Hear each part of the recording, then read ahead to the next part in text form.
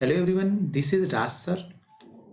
तो आज यहाँ पे हम बात करने वाले हैं PYQ के बारे में। ओके, पिछले 36 ईयर जो नीट में प्रीवियस ईयर क्वेश्चन आए हैं तो उनका डिस्कशन यहाँ पे करने वाले हैं। तो आज हम स्टार्ट करते हैं 11th का chapter first, the living world. Okay, तो इस चैप्टर में जितने भी PYQ अभी तक आए हैं तो उनको हम यहाँ पर रीड करेंगे, एनालिसिस करेंगे।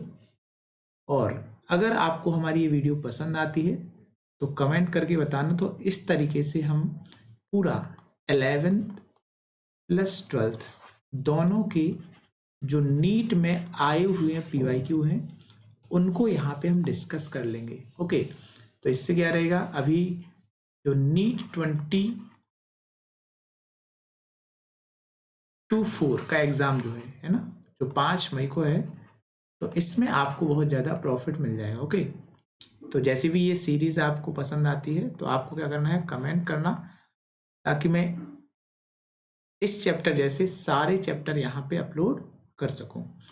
तो स्टार्ट करते हैं। टॉपिक है डाइवर्सिटी एंड टैक्सोनॉमी।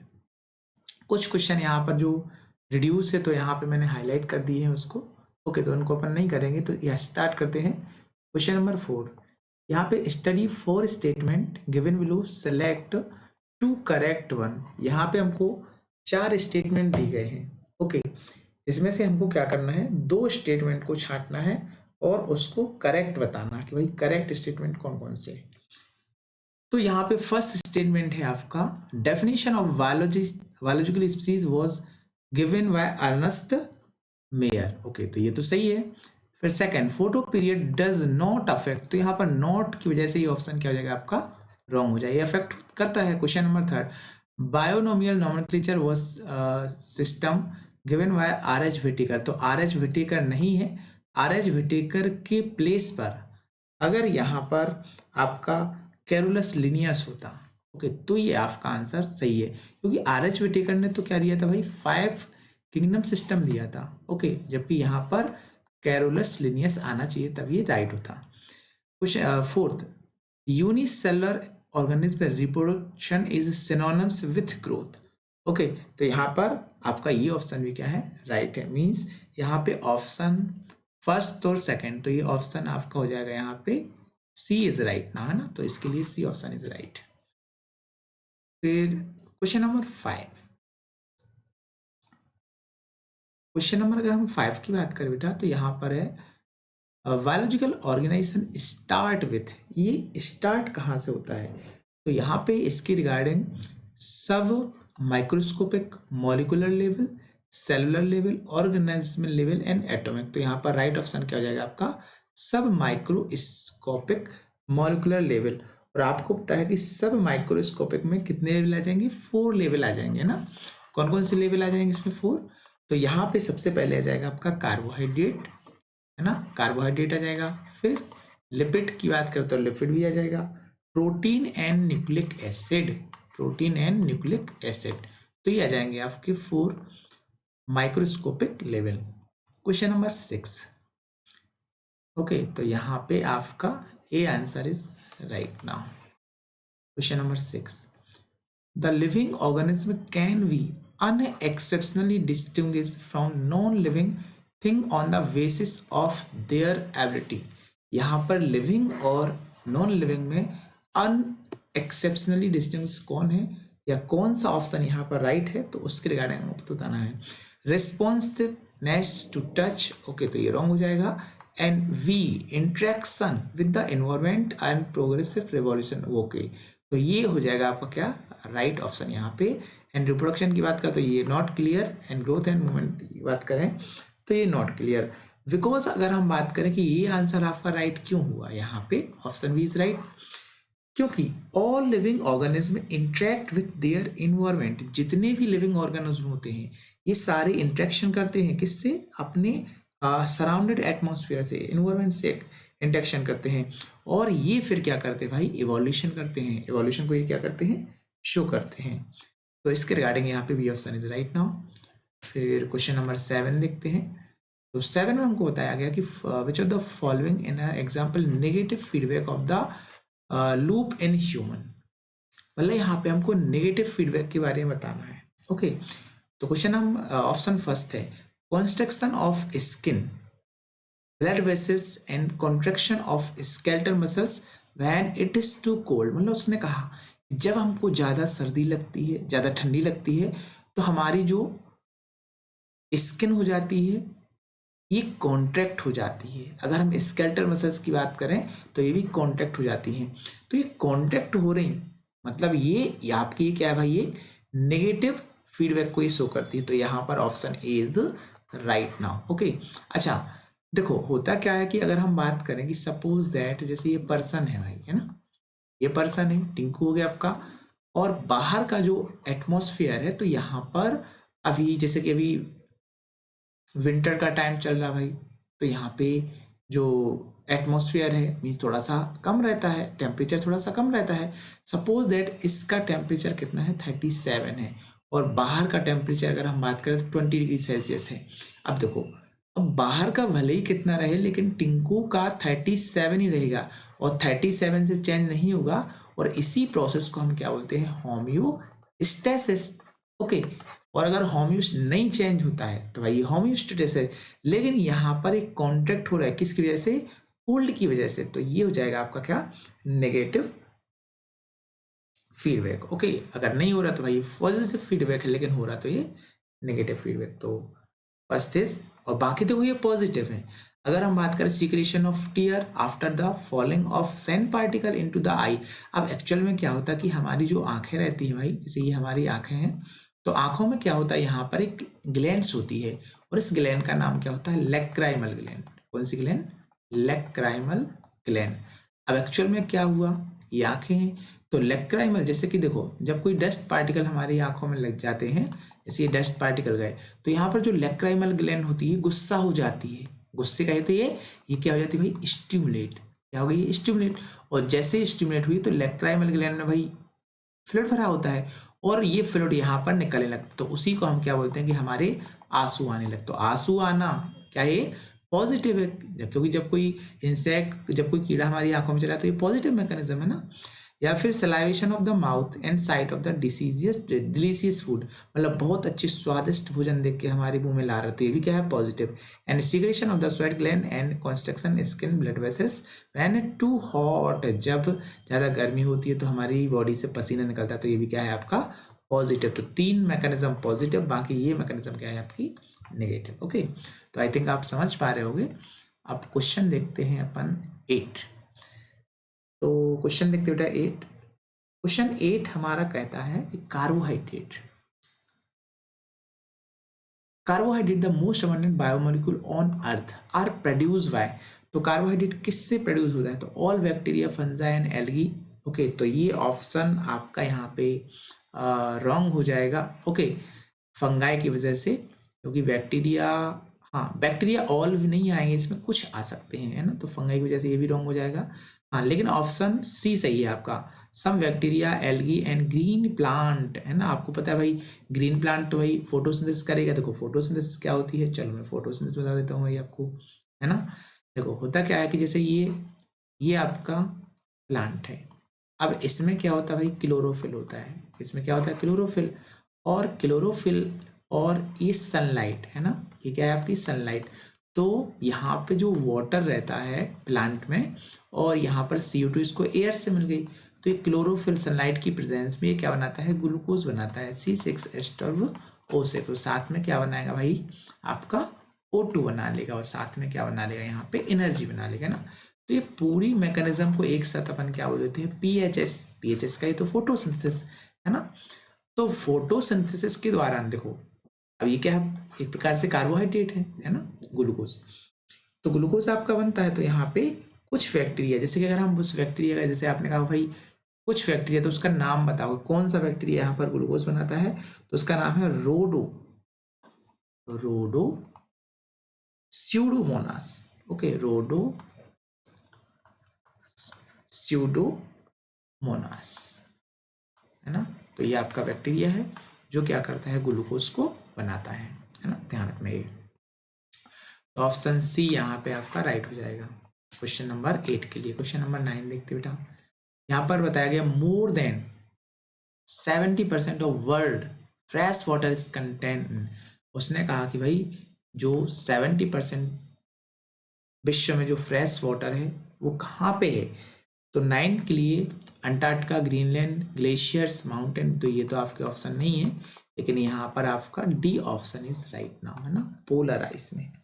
ओके, तो पोलर आइस की बात करें तो पोलर आइस में आपका क्या हो जाएगा भाई, फ्रेश वाटर इज कंटेंट। फिर क्वेश्चन नंबर 10 देखते हैं। There is no life of moon. उसने कहा कि भाई चंद्रमा पर लाइफ नहीं है, क्यों? क्योंकि वहां पे पानी नहीं है ना। तो ये ऑप्शन आपका बी हो जाएगा आपका राइट।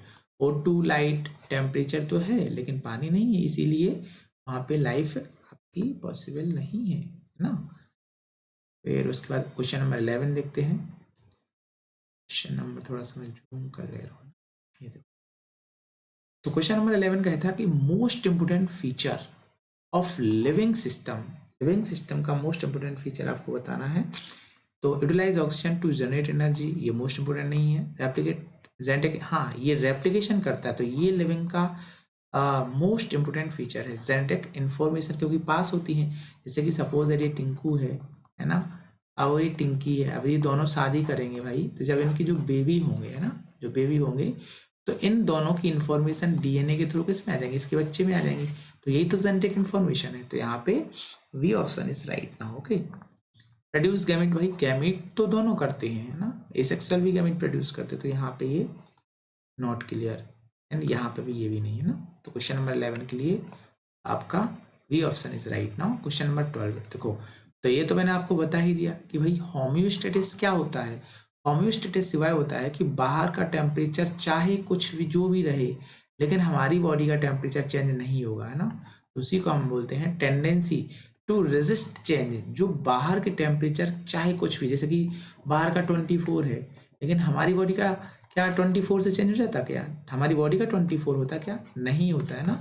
अगर ऐसा होता तो फिर तो प्रॉब्लम क्रिएट हो जाती है। तो हमारी बॉडी का नहीं होता, हमारी बॉडी का कितना 37 ही रहता है। तो यही प्रोसेस क्या कहलाती है आपकी, होम्योस्टेसिस। मीन्स बाहर का टेम्परेचर चाहे कुछ भी रहा, लेकिन हमारी बॉडी का टेम्परेचर नॉर्मल जो रहता है वही रहेगा, है ना, इस पर कोई इफेक्ट नहीं पड़ेगा।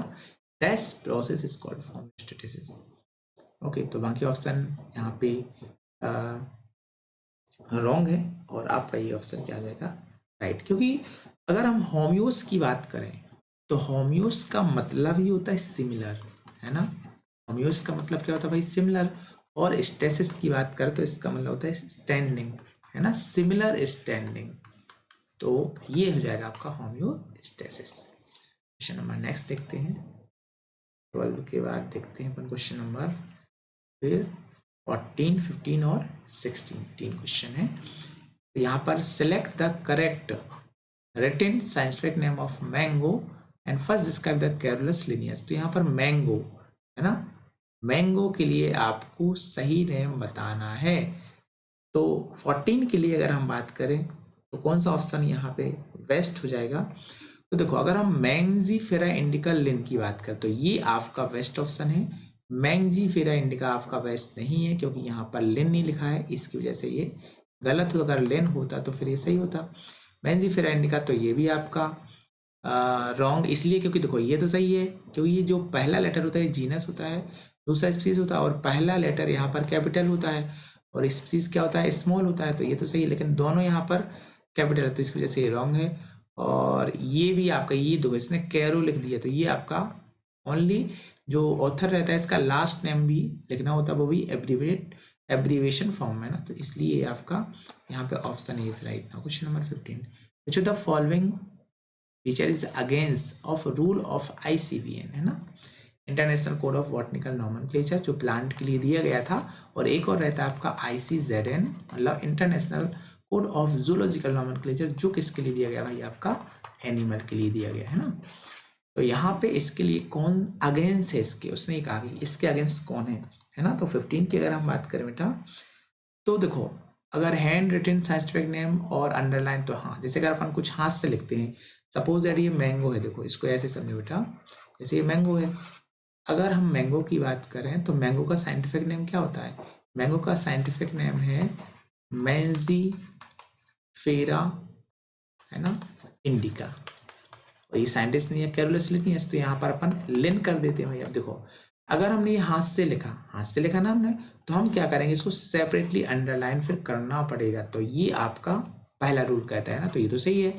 Every species should have generic name and species, हाँ तो ये भी सही है। देखो, क्योंकि देखो अगर हम इस स्पीसीज की बात करें तो ये है आपका जीनस, और जीनस को बोलते हैं जेनेरिक नेम, और ये क्या है आपका स्पीसीज, है ना, तो इसको अपन क्या बोलते हैं, स्पीसीज इज एपिथेटेड, है ना। तो आपका ये भी ऑप्शन सही है। Option C, scientific name are Latin and should be italic, है ना, तो ये भी आपका कि ये साइंटिफिक कोई लैंग्वेज में, लैटिन लैंग्वेज में आपका लिखना चाहिए। क्योंकि अभी देखो ये क्वेश्चन अपन देखेंगे, biological name can be written any language, okay, तो एनी नहीं आएगा, कोई लैंग्वेज में ही लिख सकते हैं अपन को, किस में लिखना पड़ेगा, लैटिन में ही लिखना पड़ेगा। और यहाँ पे ऑप्शन डी देखते हैं, generic name species name should be written starting with the small letter. देखो आ गया ना, ये रॉन्ग है, क्योंकि जेनेरिक नेम स्पेसिफिक नेम, देखो तो जेनेरिक नेम की बात करें तो ये हम कैपिटल से लिखते हैं, और स्पीसीज की बात करें तो ये स्मॉल से लिखते हैं, लेकिन उसने क्या कहा, स्मॉल, तो इसकी वजह से क्या हो जाएगा आपका रॉन्ग, मतलब 15 के लिए आपका डी ऑप्शन सही है। क्वेश्चन नंबर 16 देखते हैं। देखो 16 देखते हैं भाई, तो 16 तो वैसे मैंने बता ही दिया क्वेश्चन, इसको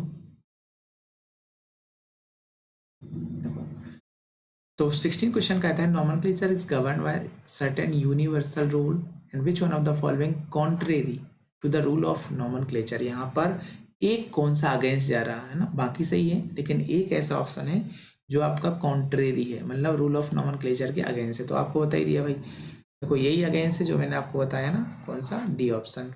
बाकी ये तो सही था। फर्स्ट वर्ड तो आपको पता है जीनस है, तो फर्स्ट वर्ड जीनस हो जाएगा, और सेकंड क्या होता है आपका स्पीसीज होता है। फिर the name of written, Latin, ही लैटिन में लिखा जाता है भाई, एटलस प्रिंटेड किया जाता है। एंड ऑप्शन सी भी सही है कि रिटन, इसको अगर हम हैंड रिटन से लिखते हैं तो उसको अंडरलाइन करते हैं, जो मैंने आपको बता दिया।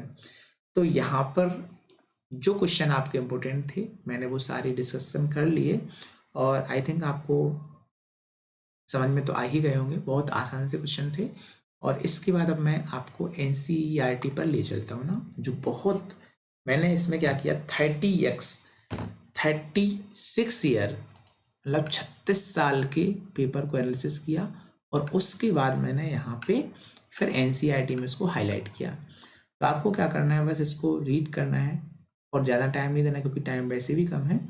तो मैं यहाँ पर हाईलाइट कर दिया कि भाई कौन कौन से क्वेश्चन कहाँ कहाँ से पूछे गए हैं, तो उसको अपन देख लेते हैं। देखो ना, तो यहाँ पर मैं कोई, ये देखो, तो सबसे पहले यहाँ पर पूछा गया भाई कि नीट 2016 में पूछा गया, क्या पूछा गया यहाँ पे, कि correctly accept definition by biological species, तो ये किसने दी गई थी, तो इनका नाम क्या था, अर्नेस्ट मेयर साहब थे ना। तो ये ध्यान रखना। अच्छा, ये भी क्वेश्चन पूछा जा सकता है वैसे कि भाई 20वीं शताब्दी का डार्विन किसे कहा गया है, ऐसा क्वेश्चन पूछ सकता वो, कि 20 सेंचुरी का डार्विन किससे कहा गया, तो अर्नेस्ट मेयर, है ना। तो ये आपका क्वेश्चन आ सकता है वैसे, है ना, तो ध्यान रखना, अर्नेस्ट मेयर।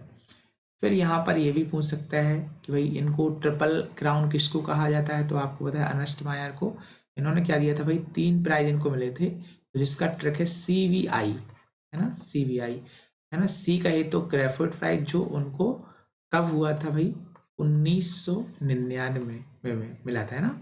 वी की बात करें तो वाल्जन प्राइज, जो 1983, है ना। और आई की बात करें तो इंटरनेशनल प्राइज, जो 1994, ओके, ध्यान रखना CVI। एक और इम्पोर्टेंट ध्यान रखना, ये भी पूछ सकता है कि भाई इनका टाइटल क्या था, है ना।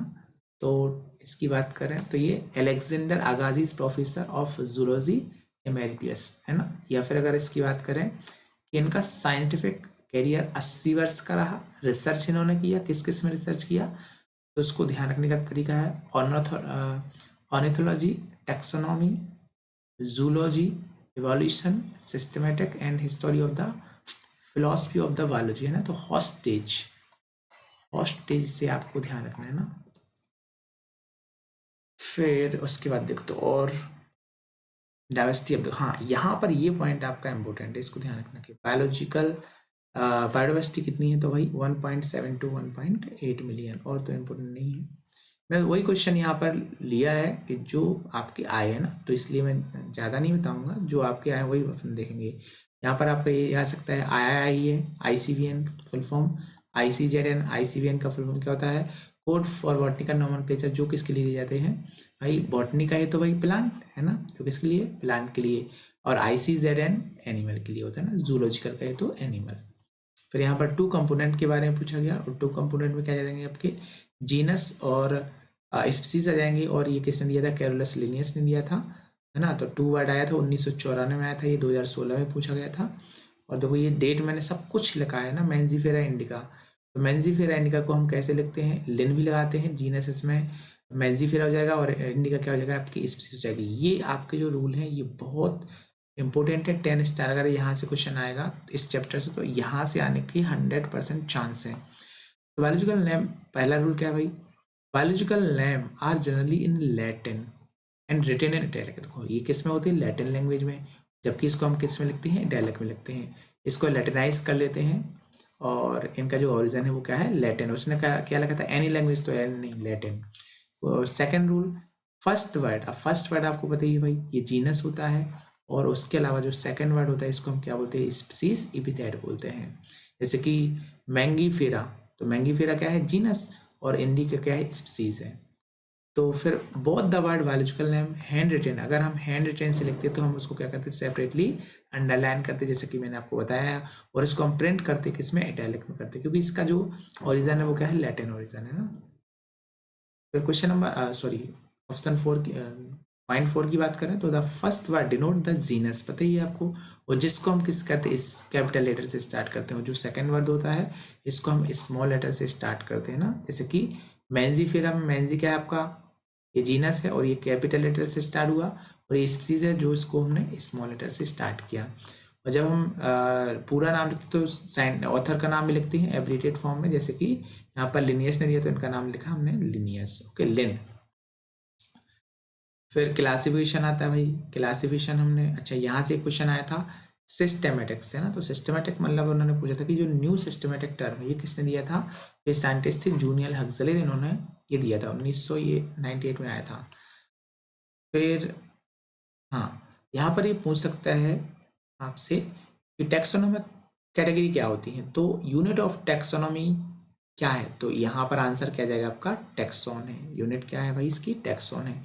यहाँ पर टैक्सोन के बारे में पूछेगा आपके, represent any rank of taxon, है ना, एनी रैंक कौन रिप्रेजेंट करता है, तो आपको क्या बताना आंसर, टैक्सोन। देखो ये 19 3 बार पूछा गया है ना, 91, 92 और 90, 90, 91, 92।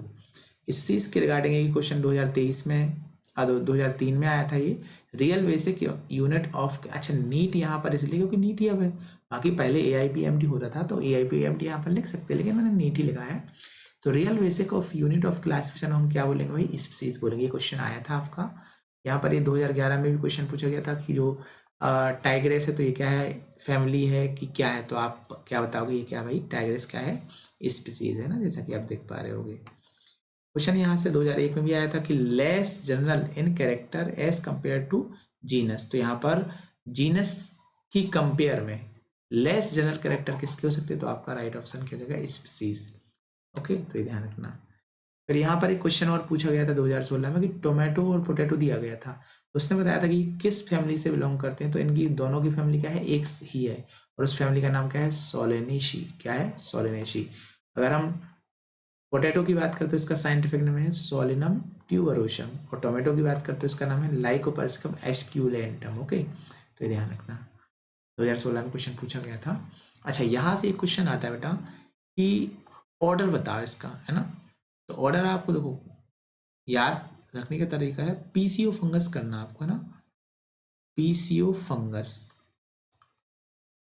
पीसीओ फंगस, है ना, बस इसमें के जोड़ देना, तो KPCOFGS, पीसीओ फंगस के नाम से ध्यान रखना, किंगडम, फाइलम, डिवीजन, है ना, और क्लास, ऑर्डर, फैमिली, जीनस और ट्राइब भी आ गया था ना, तो ये एक ऑर्डर आता है, पूछता है असेंडिंग ऑर्डर है बताओ, है ना, तो असेंडिंग पूछिए या डिसेंडिंग, असेंडिंग कहे तो ऊपर जाना अपन को, है ना, ऊपर जाना है, और डिसेंडिंग कहे तो ऊपर से नीचे आना है ना। तो इतना तो समझते हो, ये आया है आपका। अच्छा ये बहुत इंपॉर्टेंट, देखो एक रूल वाला और एक ये इतना इंपॉर्टेंट है, 10 स्टार इसको मानो।